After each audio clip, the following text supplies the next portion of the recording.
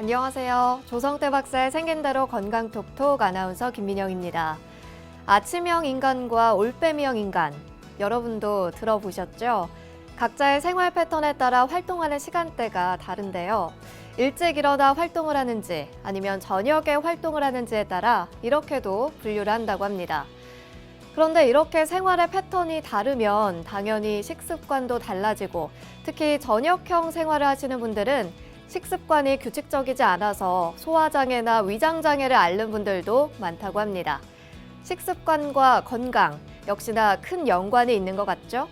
자, 생긴대로 건강톡톡, 오늘은 첫 번째 주제로 명치에 뒤틀리는 듯한 통증에 대해 알아볼 텐데요. 식후에 이러한 증상이 있는 분들이 많다고 하는데 과연 그 원인은 무엇일지 강의를 통해 알아보죠. 그럼 알찬 강의 들려주실 조성태 한의학 박사님 자리로 모셔보겠습니다. 박사님 어서 오세요.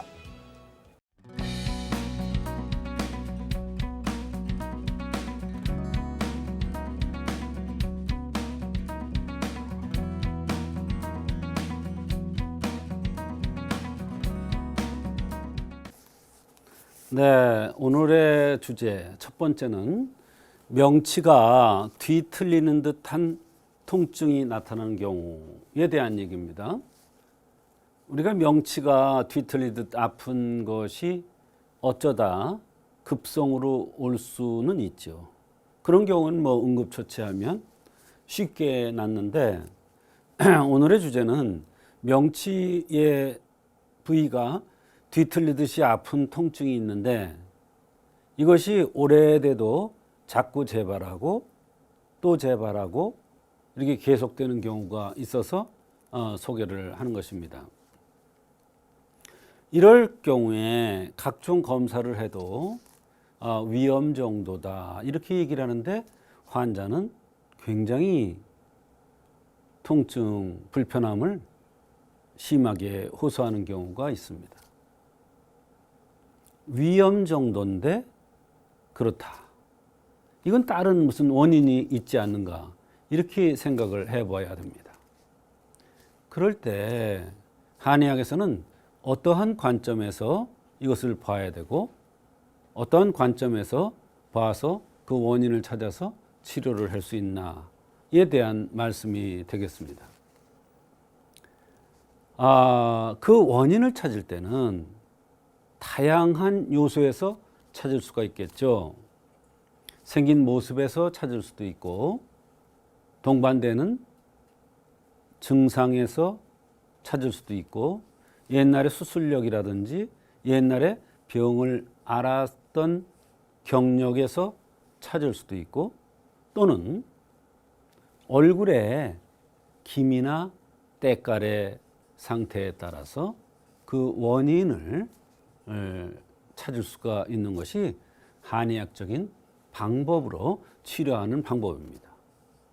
한의학적으로 명치가 뒤틀리는 듯 통증이 있을 때 원인을 찾는 방법은 이와 같이 생긴 모습에 의한 체질뿐만 아니라 여러 가지 요소에 의해서 그 원인을 찾으면 명치가 뒤틀리듯 아픈 경우에 한의학적으로 잘 치료될 수가 있는 것입니다. 식후에 명치 끝이 뒤틀리듯 아픈데 검사상을 아무것도 안 나와요. 내시경을 통해서도 위염이라는 진단이 나올 뿐 뚜렷한 원인이 없어요. 위염 정도야 대한민국 사람 없는 사람이 어디 있습니까? 다 있죠. 또 그때 먹는 약도 보면 일시적인 증상만 가라앉히지 근본적으로 치료가 잘 안 되는 경우가 많으니까 이렇게 명치가 뒤틀리는 것이 자꾸 반복되는 경우 너무나 많습니다. 이런 경우가. 명치가 뒤틀리는 듯한 이런 통증의 경우 한의학적인 원인을 보면 식적이나 식체. 식체라는 것은 급성으로 오는 거예요. 급성으로. 식적이라는 것은 식체 같은 것이 또 잘못된 식습관이 반복이 돼서 뭐가 쌓여서 오는 현상입니다. 식체와 식적을 구별하는 방법은 둘 다 처음에는 식욕이 없는 듯해요. 그런데 어떻게 나눠지냐면 식체는 입맛이 뚝 떨어져요. 근데 식적은 나중에 입맛이 오히려 땡겨요. 병이 점점 깊어지는 거예요. 그것을 그냥 놔두면 뱃속에 덩어리 같은 게 생길 수가 있는 것입니다. 어떤 사람이 건강검진을 했는데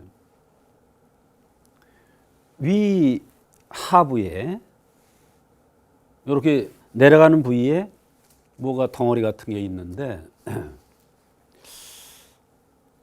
나쁜 것 같다는 그런 소견이 있어서 한 달 후에 재검을 해라고 그랬대요. 연락이 왔더라고요. 친척이에요. 그래서 내가 그 사람 체질을 아니까 저녁을 적게 먹는 습관을 반드시 지켜라. 그리고 식사를 7, 80%만 해라. 그리고 빨리 식사를 하지 말라. 그리고 식후에는 반드시 300보 이상을 걸어라. 이러고 한 달 후에 재검을 했는데 싹 없어졌어요. 이게 식적이에요. 그게 오래되면 나쁜 것이 될 수가 있죠. 천만다행으로 미리 알아서 치료가 된 거죠. 뭘로? 생활의 습관으로, 생활의 법도로. 이와 같이 생활의 법도가 대단히 중요합니다. 사실 약, 침, 뜸 이런 거 다 좋지만 더 중요한 것은 생활의 법도입니다. 식적담이라는 것은 자궁을 특별히 어떠한 특별한 이유가 있어서 제거를 반드시 해야 되는 경우, 제거한 후에 그 자리에 어떤 덩어리 같은 것이 생기는 것이 있습니다. 그것을 식적담이라고 그러는데 이것은 먹는 것과 연관됩니다. 말하자면 의사에 보면 뭐라고 되어 있냐면 밥 먹고 들어놓으면 뱃속에 덩어리가 생긴다 그랬어요. 이 얘기는 뭐냐? 바로 먹는 섭성이 잘못되면 그것이 의해서 식적담이 생길 수가 있는 건데 사실 덩어리가 얼마나 많습니까? 자궁에, 난소에, 장에, 위에 다 생길 수 있잖아요. 간에 생길 수 있고 슬기에 생길 수도 있고. 근데 가장 큰 것이 뭐냐? 먹는 섭색이 잘못돼서 오는 경우가 많더라. 음주와 성생활, 과다한 음주, 그 뒤에 성생활. 그러니까 음주 후에는 가능하면 성생활을 하지 말아야 되는데 음주 후에 무리한 성생활이 되면 이런 현상이 나타날 수가 있습니다. 딱 명치 밑이 정말 뒤틀리듯이 아픈 증상이 나타날 수 있습니다. 그 다음에 담화, 조잡, 심조라는 게 스트레스에서 오는데 스트레스에 의해서 배가 아픈 경우는 꼭 아픈 곳이 명치 끝입니다. 여기가 뒤틀리듯이 아픕니다.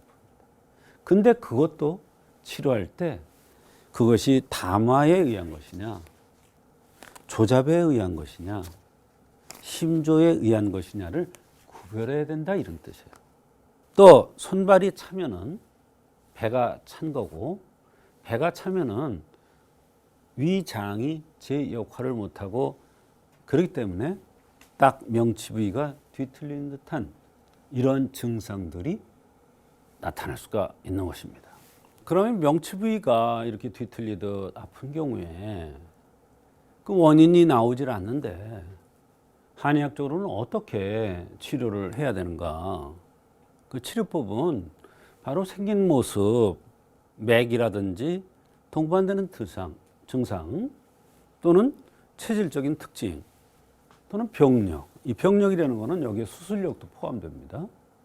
여성의 경우는 유방을 수술했거나 출산 유산 관계 또는 자궁의 혹을 제거했거나 난소를 제거했거나 이런 여러 가지 수술력 굉장히 중요합니다.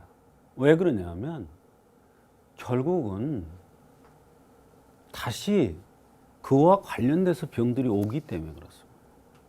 그래서 이런 것과 관련돼서 명치 부위가 뒤틀리듯 아픈 경우가 많기 때문에 한의학에서는 요전에 말씀드린 그 원인에 따라서 정전감 이진탕이라든지 요거는 식적담이 있을 때 쓰는 거예요.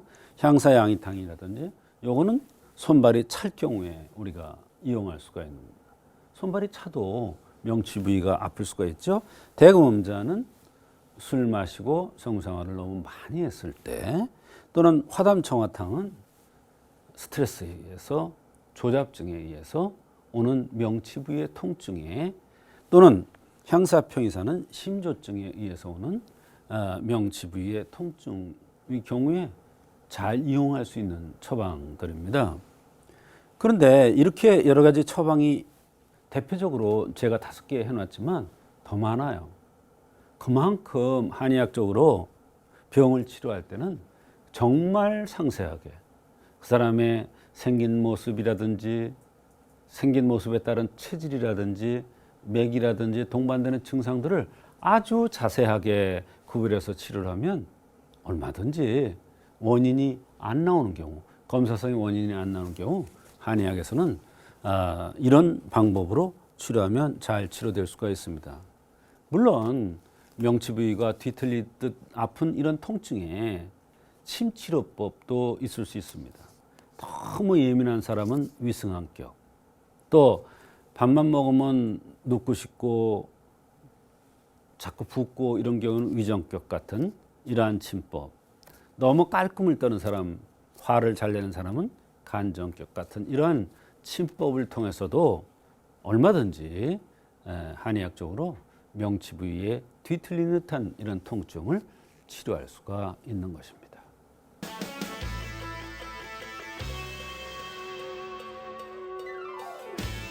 오늘 첫 번째 순서로 명치에 뒤틀리는 듯한 통증에 대한 박사님의 강의 듣고 왔습니다. 아마 주변에 식후에 이런 통증이 있으신 분들 많으실 텐데요. 박사님의 치료 사례 만나보도록 하죠. 물론 이제 일시적으로 식사 후에 통증이 명치가 뒤틀리는 듯한 이런 통증이 있는 경우 많이 있습니다. 그러나 이번에 말씀드릴 사례는 오랫동안 명치 끝이 뒤틀린 듯 아픈데 아무리 치료도 안 된다 그러면서 외국에서 온 50대 여성 얘기입니다. 얼마나 고통스러웠으면 국경을 넘어서 내원을 했겠습니까? 그동안에 많은 치료를 하고 이것을 치료하려고 노력도 많이 하고 또 제가 얘기하는 조반석죽도 지켜보고 여러 가지를 했는데 잘 안 돼서 내원한 것입니다. 이분은 너무나 고통스러워서 여러 가지 검사를 받았지만 특별한 원인은 잘 모르겠고 염증 현상이 있다고 하는 얘기를 들었답니다. 근데 염증이라는 걸 가지고 이 병을 치료하기는 상당히 어려웠을 것입니다. 그래서 한의원에 내원을 했는데 생긴 모습이라든지 맥이라든지 이런 걸 보고서 한방 치료를 해서 많이 좋아졌고 다시 본국에 돌아가서 한약을 꾸준히 쓴 결과 너무나 만족스럽다고 하면서 연락이 왔던 그런 경우가 되겠습니다. 네, 원인을 알 수가 없어서 참 많이 답답하셨을 텐데요. 박사님께서는 어떤 관점에서 한약을 투여하셨나요? 네, 이분은 이제 여러 가지 진찰을 한 과정에 얼마 전에 몇 년 전에 자궁을 하는 수 없이 제거하는 그러한 수술을 받았는데 우연인지는 모르지만 환자 얘기가 우연인지는 모르지만 그 이후에 너무나 기운이 없고 깔아지는 이런 현상이 있더니 어느 날부터 명치가 뒤틀리는 듯 아파서 소화도 안 되고 그래서 고생을 하고 있다는 것입니다. 물론 우리가 여러 가지 원인에 의해서 소화장애를 겪는 경우도 있지만 간혹 하는 수 없이 자궁을 제거한 경우에 이러한 명치 밑이 뒤틀리는 듯해서 고생을 하는 경우가 간혹 있습니다. 이런 경우에는 한의학에서 식적담이라는 그러한 것을 치료해주는 한약을 투여하면 상당히 좋은 효과가 있는 경우가 있습니다. 이 여성도 바로 거기에 해당되는데요. 이 여성은 특징적인 게 관골이 좀 나왔고 코가 내려먹은 게 특징입니다. 여성이 코가 내려먹었다는 것은 항상 아랫배가 가스 찬 듯 불쾌한 듯 순환이 잘 안 되는 체질이기 때문에 자궁이나 난소 이런 데 혹 같은 게 잘 생기고 이 여성도 그래서 자궁을 드러내지 않았나 생각이 들고 그런데 저의 경우에는 그 자궁을 드러내면서 식적담이 생겨서 온 것으로 보고 치료를 했던 것입니다. 네, 그렇군요. 역시나 생긴 대로 병이 온다는 관점에서 정확한 원인을 찾아주셨을 것 같은데요. 어떤 관점에서 치료를 해주셨나요? 네, 식후에 명치가 뒤틀리는 경우도 여러 가지 원인을 찾을 수가 있는데 이 여성의 경우에는 뚜렷한 원인이 있었는데요. 아까 말씀드린 대로 코가 내려먹은 체질, 코가 내려먹었다는 것은 장, 위, 자궁이 차고 또는 기가 울체되기 쉬운 거예요. 차다는 것도 순환이 안 돼서 덩어리가 생길 수가 있고 울체된 것도 덩어리가 생길 수가 있죠. 또 관골이 크다고 말씀드렸는데 이 관골이 크면 차면서 순환이 잘 안 됩니다. 그래서 이러한 형상적인 체질, 이러한 체질적인 특징 이런 것을 보고 또 자궁을 드러내는 것을 보고 또 맥도 68로 비위에 떨어졌어요. 그러니까 맥이 비위에 떨어졌다는 것은 위장과 관련돼서 여러 가지 병이 올 수 있다는 것을 암시해 주는 겁니다.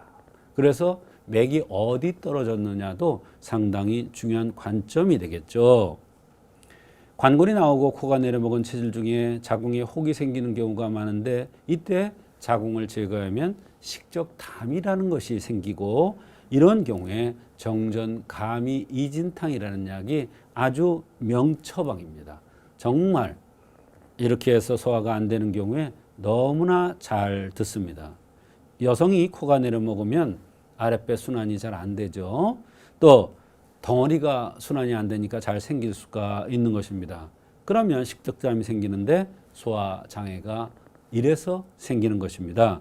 이런 환자가 바로 상당히 많은데 그때 식적담을 치료하는 정전감이 이진탕이 좋은 효과가 있는데 이 여성도 바로 여기에 해당되는 그런 경우였고 이런 관점에서 치료를 해 준 것입니다. 네, 이 환자분 증상은 어땠는지도 궁금하네요. 네, 여러 가지 증상이 있었습니다. 가장 대표적인 게 식후에 명치가 뒤틀리듯 아프다는 것이었고요. 또 발목 부위가 힘이 없다는 것이었고 손목이야 발목이야가 시리고 저리다는 증상도 있고 어깨가 결리고 아프고 눈이 시고 아프면서 당뇨약을 1년 정도 복용했고 온몸이 두드려 맞은 것 같이 가볍지 못하고 입이 마르고 혀가 갈라진다고 했는데요. 특징적인 것은 몇 년 전에 자궁을 제거하는 큰 수술을 받았다는 점입니다. 박사님께서 아까 말씀하셨던 정전감이 이진탕을 투여한 후에 명치 끝의 통증이 줄어들었다고 말씀하셨는데요. 다른 불편한 증상들의 변화는 어땠습니까? 네, 손목이야 발목이야 시리고 저린 것이 많이 좋아졌고 식후 명치가 뒤틀리는 듯한 것이 그렇게 오랫동안 고생했는데 많이 완화됐으며 혈당도 거의 정상화되었고 아주 좋은 효과가 있었습니다. 사실 정전감이진탕이라는 약은 소화제도 아니고 혈당을 조절해 주는 약도 아닌데 소화도 잘 되고 혈당도 조절이 됐던 것입니다. 말하자면 이 약은 자궁을 드러내서 식도염이 생긴 것을 그런 흠을 보완해 주는 약입니다. 그런데 이런 흠을 보완해 주니까 이렇게 여러 가지 불편했던 증상들이 좋아지는 놀라운 결과가 있었습니다. 이것이 바로 한의학이 통체적으로 연관돼서 나타나는 증상들을 그 원인을 치료해주면 잘 치료될 수 있다는 그런 관점이 되고 한의학의 신비함이 되겠습니다. 네, 역시 박사님의 정확한 진단이 중요했던 것 같습니다. 혹시 좀 더 알아두어야 할 사항 같은 게 있나요? 우리가 이제 자궁 그러면 아기를 낳는 곳 이렇게 생각을 합니다. 그래서 아기를 다 출산하고 나면은 자궁이 제 역할을 다 했다 이렇게 생각하는 관점이 있습니다. 그러나 한의학에서는 조금 다릅니다. 자궁은 혈지부고 여성 생명의 근본이 됩니다. 그래서 출산도 중요하지만 여성은 자궁의 힘으로 살아가는 거고 혈이 위주인 여성에게는 혈지부인 자궁이 대단히 중요한 겁니다. 그래서 자궁을 허는 수 없이 여러 가지 이유가 있어서 이것을 제거하지 않으면 안 되는 경우 이외에는 자궁을 드러내지 않고 그 병소만 제거하는 이러한 방법들도 좋을 것 같습니다. 한의학에서는 자궁을 생명의, 여성 생명의 근본으로 보고 있기 때문에 이런 말씀을 드리고 이 여성도 그런 차원에서 병을 치료해줘서 소화장애도 치료됐고 여러 가지 손발의 증상이라든지 당뇨라든지 이런 모든 증상들이 좋아졌던 것 같습니다. 네, 생명의 근본인 자궁과 위장의 관계, 여러분도 생각하지 못했던 사실이었을 것 같은데요. 오늘도 유익한 정보였습니다. 혹시나 명치가 불편하시다면 BBS 불교방송 유튜브 채널을 통해서 오늘 방송 다시 한번 보셔도 좋을 것 같네요.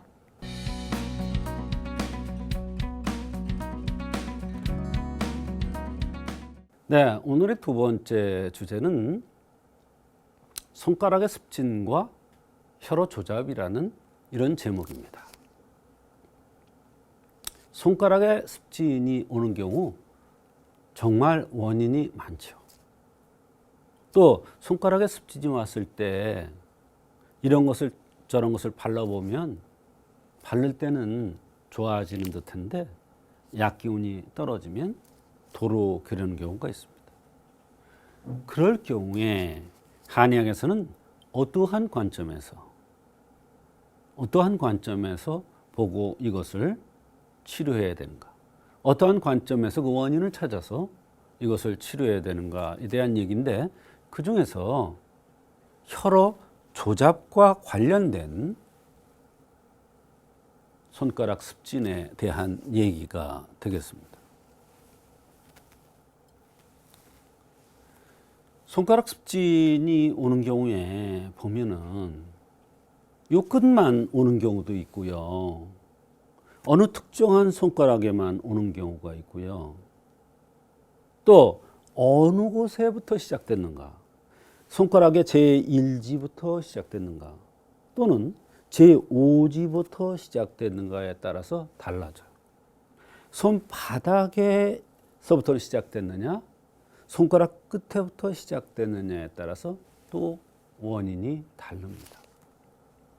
손바닥만 그러냐, 손등까지 그러냐에 따라서 또 다르게 생각을 합니다. 원인이 다르기 때문에 치료법 역시 다른 것입니다. 첫째는 혈호 조잡이라고 했어요. 오늘 손가락 습진과 혈호 조잡이라는 제목인데요. 혈호 조잡에 의해서 손가락 습진이 오는 경우가 많이 있더라 이런 얘기예요. 혈이 부족되면 어떻게 되겠어요? 사람이 빼짝 마릅니다. 아무리 노력해도 살이 잘 찌지 않습니다. 이런 사람들은 대개 보면 머리가 상당히 좋습니다. 아주 인정스럽고 원칙주의자입니다. 그런데 깐깐하다는 얘기를 들을 수가 있습니다. 그런데 그런 것을 표출을 하지 못하고 안에 담아두는 사람들이 있습니다. 그런 경우에 혈어 조잡증이 잘 나타날 수가 있는데 그 혈어 조잡증에 의해서 손가락 습진이 올 수가 있다 이런 얘기예요.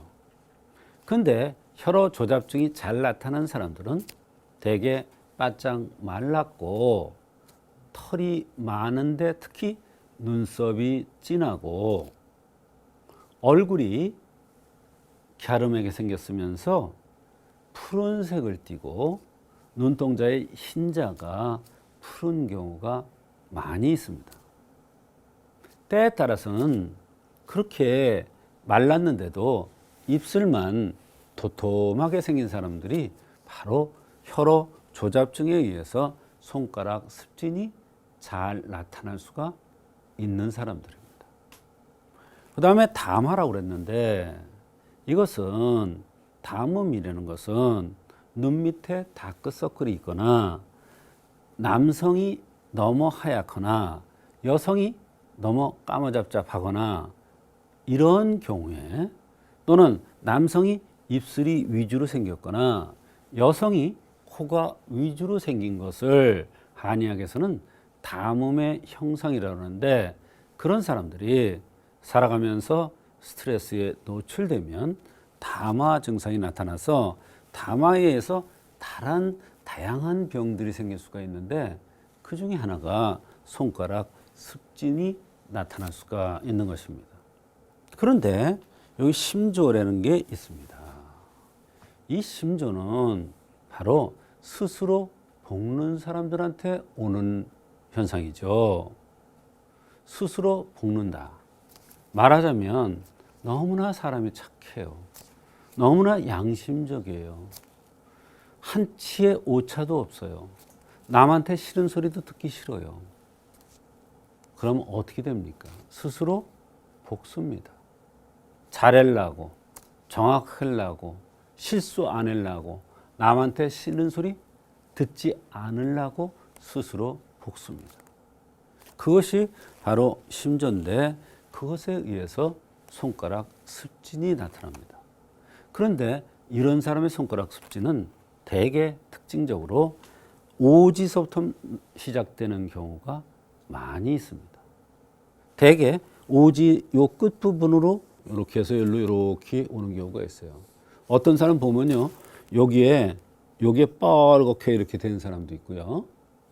요쪽으로 이렇게 습진 현상이 나타나는 경우가 있는데 이렇게 나타나는 거예요. 이렇게 요쪽으로. 요 경우도 보면 요거 시작된 다음에 이렇게 된 거예요. 근데 이게요. 이렇게 좋아졌잖아요. 이렇게 좋아졌잖아요. 여기도 많이 좋아졌고요. 보세요. 이렇게 여기 이거 몇 년 동안 고생한 사람이에요. 그 다음에 이제 식적설이라는 게 있어요. 식적설이 뭐냐? 먹는 섭생이 잘못돼서 오는 설사예요. 뭐라고 그랬냐면 환자들이 나는 뭐만 먹기만 하면 화장실에 가고 싶대요. 근데 그때 작은 게 아니라 큰 것 때문에 가는 거예요. 큰 것 때문에. 그런데 이것도 종류가 여러 가지예요. 얼굴이 둥글럽적하고 입술이 도톰하게 생긴 사람과 하관이 쪽 빠지고 입술이 얇게 생긴 사람이 식적설이 오는 건 달라. 또 눈 밑에 다크서클이 검은데 식적설이 오는 건 또 달라. 여기서도 또 세 가지, 네 가지로 나눠질 수가 있는 거예요. 얼마나 한의학이 과학적으로 잘 돼 있습니까? 그것을 나눠야 이 손가락 습진이 완벽하게 치료될 수가 있는 겁니다. 그렇지 않고 그냥 대충 한약 쓴다? 절대로 날 수가 없습니다. 정확하게 그 원인을 찾아야 치료가 되는 것입니다. 이렇게 여러 가지 원인이 있는데 요거는 대표적인 것만 얘기해 준 거예요. 더 많아요. 또 여기서도 여러 가지로 나눌 수 있고 여기서도 여러 가지로 나눌 수도 있고 여기서도 여러 가지 나눌 수 있어요. 뭐에 의해서? 생긴 모습에 의해서. 또 주변 환경에 의해서. 또는 옛날 병력에 의해서. 또는 매개에 따라서 다르게 치료를 해야 드디어 손바닥 습진이 치료가 되는 거예요. 그래서 손가락 습진을 치료하는 한의학적 치료는 양열사물탕, 화담청학탕, 향사평이산, 가미향사평이산. 요게 이제 식적설에 쓰는 거예요. 요게 심조에 쓰는 거예요. 요게 담화에 쓰는 거예요. 요게 조잡에 쓰는 거예요. 혈어 조잡에. 그런데 이거는 대표적인 처방이지만 여기에 또 가감하는 법이 또 붙어야 돼요. 그게 얼마나 깊이 있게 공부를 해야 한의학적으로 손가락 습진이 치료가 되겠습니까? 한의학 어려운 학문이에요. 다시 한번 보여드릴게요. 이렇게 이것 때문에 외국에서 고치다 못해서 한국에 온 거예요. 본국에 가서 고치자고. 근데 이게 이렇게 한방 치료 후에 좋아진 거예요. 이와 같이 손가락의 습진과 혈어 조잡은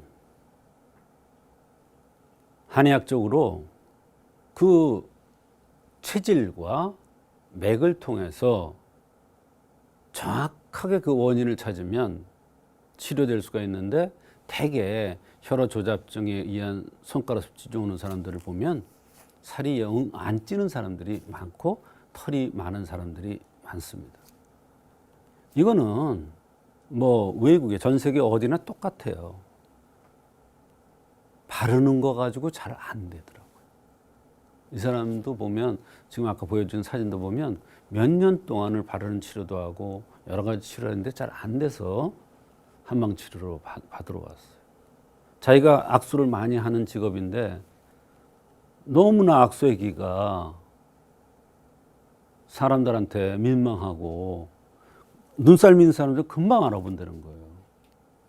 그래서 고통스러워서 왔는데 손가락 습진이 잘 치료된 경우가 있습니다. 이와 같이 정확한 원인을 찾으면 한의학적으로 손가락 습진과 혈어 조작 같은 이런 병들이 한의학적으로 잘 치료될 수가 있는 것입니다.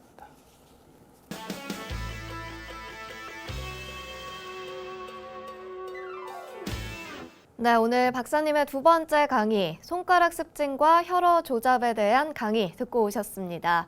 요즘은 주부들뿐만 아니라 많은 분들께서 이 손가락 습진으로 고생을 하고 계신 것 같은데요. 이 시간 구체적인 사례를 통해서 좀 더 자세히 알아보도록 하겠습니다. 박사님, 어떤 사례 소개해 주실까요? 네, 손가락 또는 손의 습진이 여성의 전유물이 아닙니다. 이것은 물일을 많이 하는 여성들이 물일 때문에 손가락에 습진이 올 것이라 생각하는데 전혀 그렇지가 않은 경우가 너무 많습니다. 오늘 말씀드릴 사례도 바로 그런 경우인데요. 40대 후반의 남성입니다.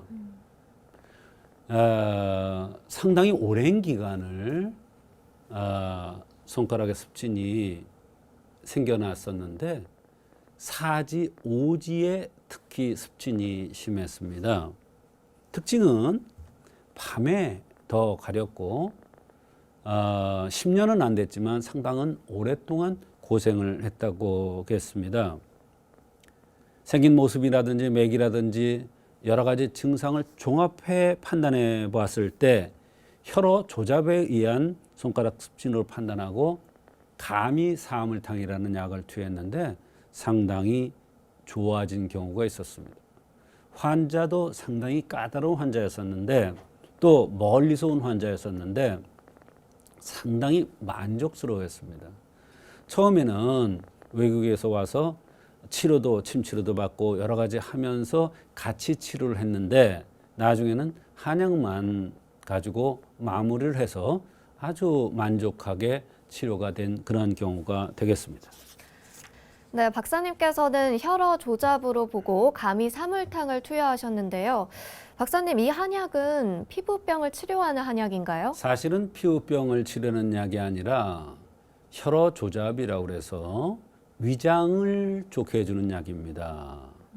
그러면 위장을 좋게 해주는 약인데 어찌 손가락의 습진이 좋아졌느냐? 한의학에서는 사지 말은 비위에 속한다 이런 이론이 있습니다. 더군다나 이 사람은 생긴 모습이 상당히 중요했는데요. 살이 안 찌는 체질이 된 데다가 또 눈썹이 진하고 상당히 예민하고 똑똑해 보였습니다. 예민하고 똑똑해야 되는 것은 무슨 일이 있으면 그냥 지나가지 않죠.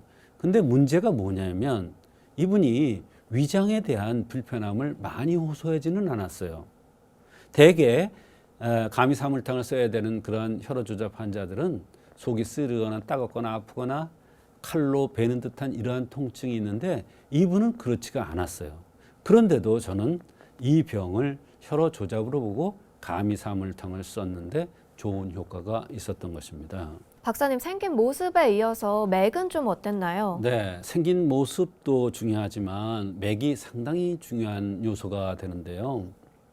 이 사람은 마른 체질이고 눈썹이 진한 체질이면서 맥이 간이라는 맥에 떨어졌습니다. 이것은 스트레스에 의해서 여러 가지 병들이 올 수 있다는 것을 암시해 주는 것이고 손가락 습진이 스트레스성 위장병에 의해서 올 가능성이 많다는 것을 알 수가 있었습니다. 말하자면 사지는 비위에 속하고 또 이분이 예민한 사람이고 맥도 그렇게 떨어졌기 때문입니다. 그래서 감이사물탕을 투여한 건데 혈어 조잡을 치료해주는 감이사물탕을 투여한 건데 이분은 사실은 위장에 대한 불편함은 그렇게 많이 호소하진 않았어요. 그런데도 그 약을 투여했는데 손가락 습진이 좋아졌고 그렇게 오랫동안 고생하던 습진이 불편하던 습진이 좋아져서 한약으로 습진도 치료되느냐고 이렇게 환자가 얘기할 정도로 만족스러워한 그런 경우가 있어서 소개를 하는 것입니다.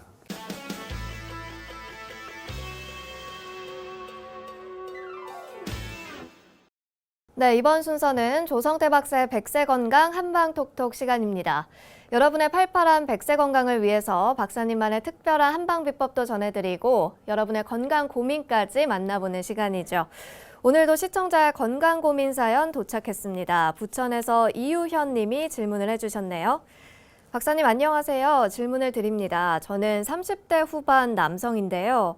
요즘 들어 이명이 자주 생겨서 사연을 보냈습니다. 윙 하면서 나는 기계 소리나 찡 하는 소리 또는 바람 소리들이 귀와 머리에서 울리는 것 같습니다. 이런 증상이 거의 일주일에 서너 번 정도 있고요.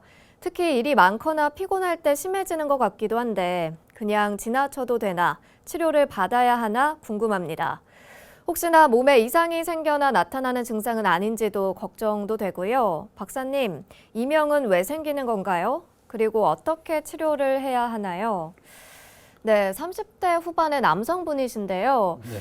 남들은 모르는 소리죠. 나에게만 들리는 그렇죠. 귀에서 나는 소리인데 이게 원인이 뭘까요? 네, 이제 30대라는 게 중요합니다. 30대에는 사실 이명이 잘 나타나지가 않죠. 물론 이제 선천적으로 몸이 허약할 경우에 나타날 수가 있습니다. 30대라면 한참 가장 많을 수 있는 게 성생활이고 또 스트레스를 많이 받을 수 있겠죠. 왜? 평생을 자기가 가져야 될 직업이라든지 이런 것에 적응하기 위해서는 상당히 노력해야 되는 때이기 때문에 스트레스도 많을 수 있습니다. 또 술도 친구들과 어울려서 많이 먹을 수도 있고요. 한참 나이에 이명이 왔다는 것은 사실은 말이 안 되는 얘기죠. 그러나 이렇게 한참인 나이에는 생활만 바꿔도 얼마든지 치료가 가능하고요. 제가 항상 말씀드리는 귀 마사지법 아시죠? 귀 마사지법 혹시 매일 하시는 분 있어요? 저는 매일매일 합니다. 귀 마사지법은 귀를 마사지하는 것인데요. 양손으로 앉아서 나에 맞는 방향으로 앉아서 하는 것이 중요합니다. 음력 5월생이면 정남향으로 앉아서 하고 음력 11월생이면 정북향으로 앉아서 하고 음력 8월생이면 정소향을 보고 앉고 음력 2월생이면 정동향을 보고 앉아서 하는 게 중요한데요. 이 귀 마사지법을 하면 귀가 잘 안 들리고 귀에서 소리 날라고 그러는 거, 그다음에 허리가 아픈 사람, 어지러운 사람, 뒷목 어깨로 뻣뻣한 사람들이 굉장히 도움이 되는데요. 병이라는 것은 어느 날 갑자기 나도 모르게 예고 없이 찾아옵니다. 그래서 건강할 때 귀 마사지법을 새벽마다 한다면 귀가 든든해져서 귀는 콩팥과 연관되고 콩팥과 연관되는 뼈골도 든든해지면서 이명이라든지 귀에서 소리나는 이런 현상이 좋아질 수가 있습니다. 이명을 간단히 설명드리면 오른쪽에서 오는 이명이 있고 왼쪽에 오는 이명이 있습니다. 왼쪽의 이명은 스트레스에 의해서, 오른쪽의 이명은 성생활 과다해서 오는 경우가 많습니다. 즉 콩팥 힘이 약해져서 오는 것이죠.